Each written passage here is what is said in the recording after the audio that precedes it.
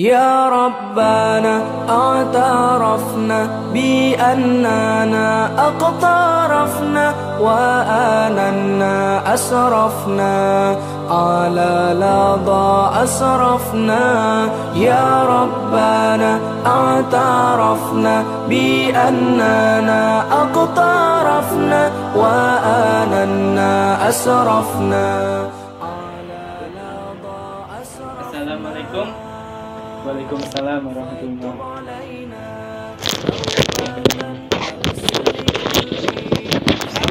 Sebelum Bapak mulai pelajaran, kita bersihkan lokalnya terlebih dahulu. Ambil sampah yang di bawah meja. Semuanya tegak berdiri, ambil sampah, bersihkan dulu, rapikan bangku dulu. Sudah semua masuk? Ya, mari kita duduk dan mulai pelajaran. Assalamualaikum warahmatullahi wabarakatuh. Waalaikumsalam warahmatullahi wabarakatuh. Ketua kelasnya mana ketua kelas? Ketua kelas, sebelum kita memulai pelajaran, mari disiapkan terlebih dahulu. Baik, semua siap. Berdoa mulai. Bismillahirrahmanirrahim. Rabbi israh li sadri wa yassir li amri wahlul 'uqdatam min lisani yafqahu qawli. Rabbi zidni ilman warzuqni fahman. Amin. Sudah berdoa. Absennya, sekretaris absennya mana? Sudah di meja. Sebelum memulai pelajaran, mari kita absen sejenak. Absen yang bernama Aldi hadir, Ahmad hadir, Bima hadir,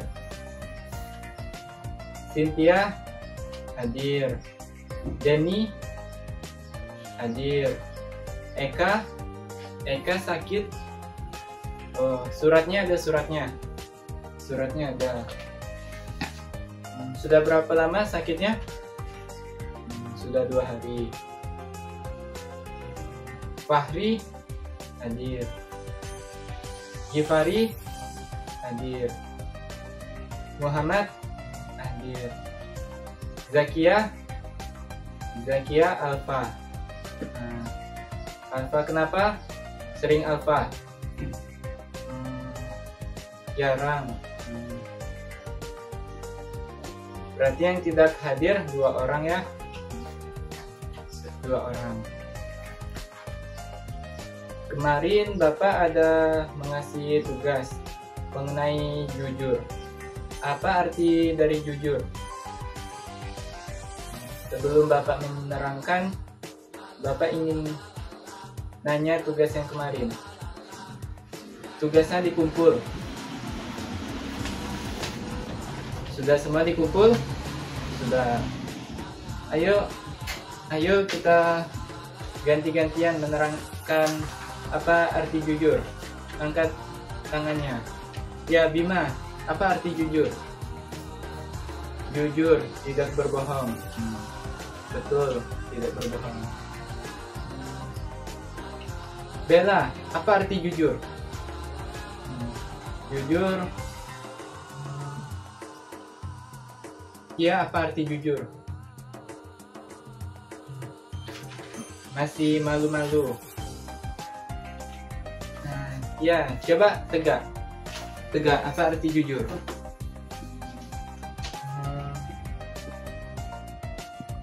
Sesuai dengan niat. Boleh. Sudah ada beberapa dari teman-teman kita menerangkan apa arti jujur.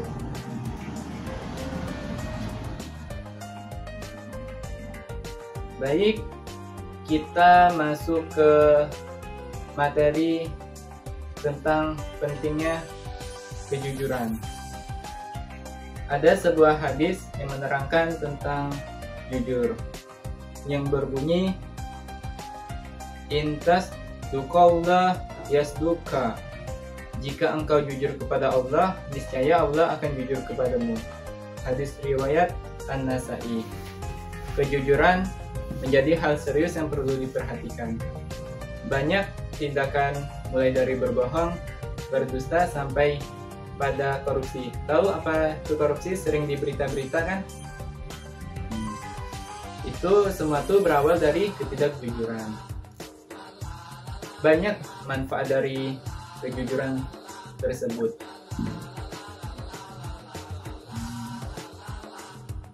Sebelum kita ke manfaat jujur, ada sebuah ayat Al-Quran yang menerangkan tentang kejujuran.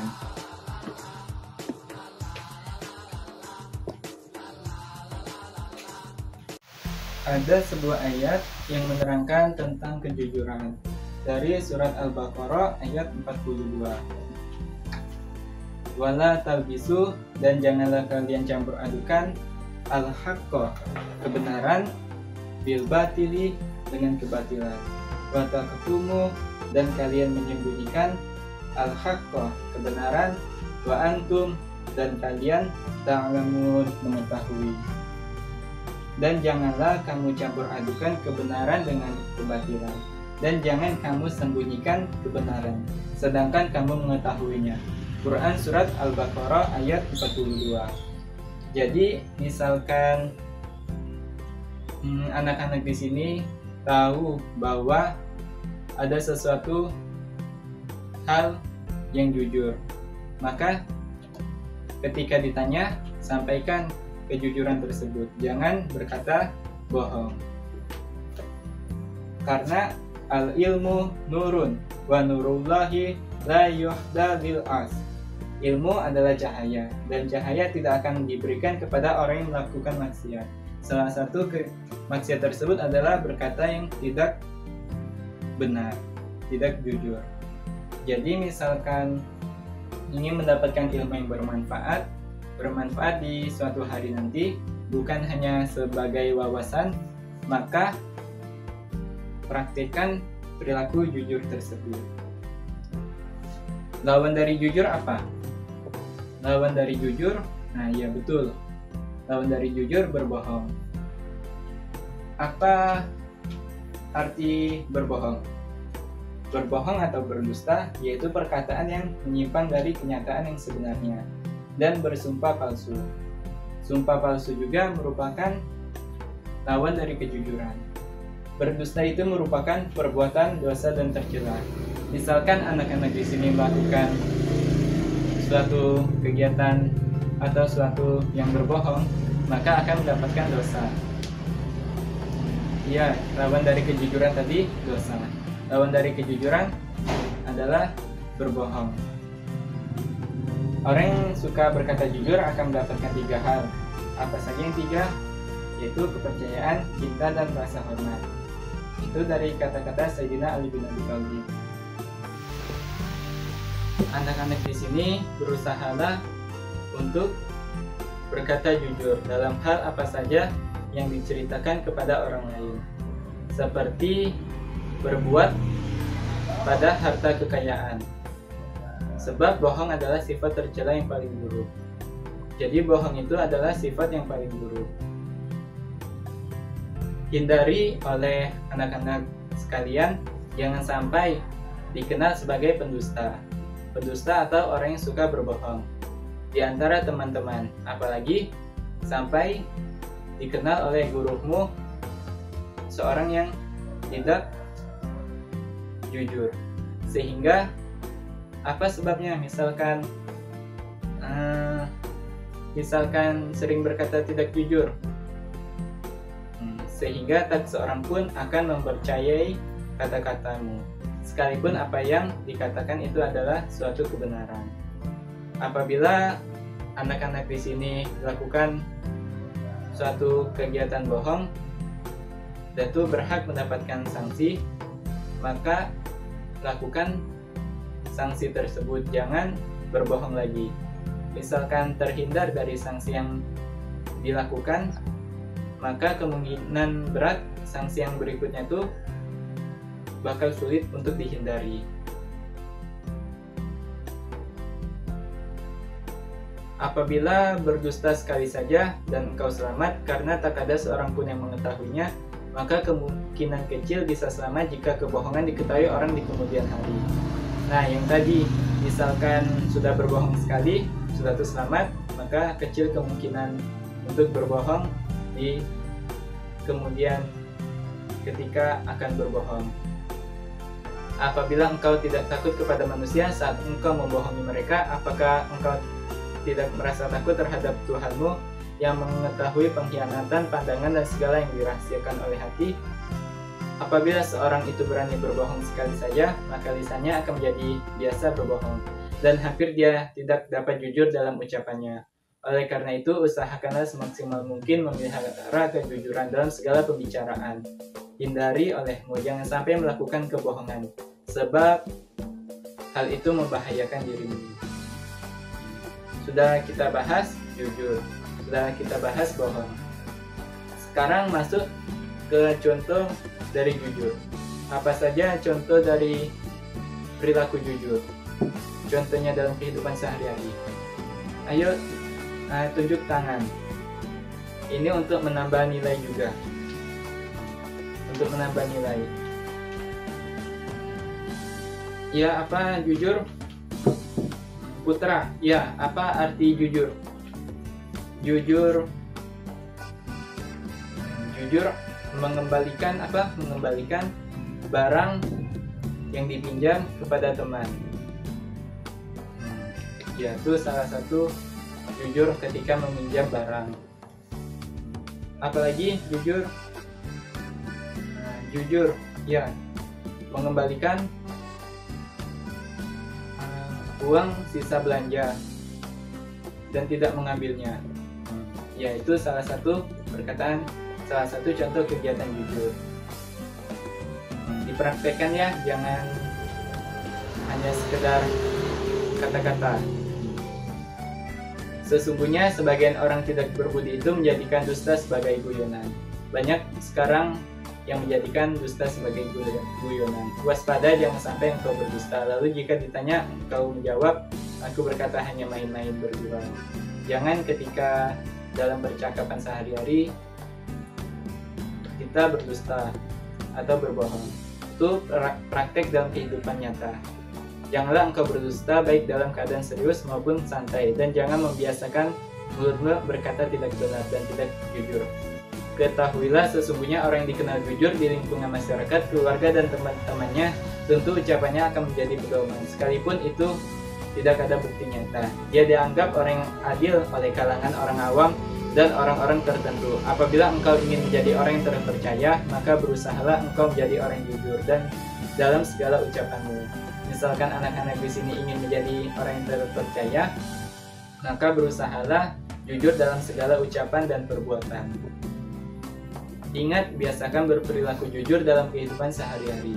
Biasakan mulai dari sekarang, agar menjadi biasa melakukan sebuah kejujuran. Jadi, kesimpulan yang didapat pada pelajaran ini apa? Jujur ialah kesesuaian antara niat dan perbuatan. Misalkan sudah ada niat di dalam hati untuk perilaku jujur, maka praktekkan dalam kehidupan sehari-hari. Masih banyak lagi manfaat dari kejujuran. Karena waktu yang membatasi kita, jadi untuk sementara pembahasan tentang kejujuran di waktu ini sampai di sini.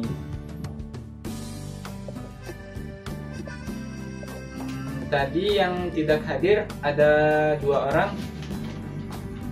Sampaikan kepada teman yang tidak hadir akan materi kita pada siang hari ini. Misalkan ada yang di dekat rumahnya, boleh untuk meminjamkan catatan. Bapak harap tadi ada yang mencatat.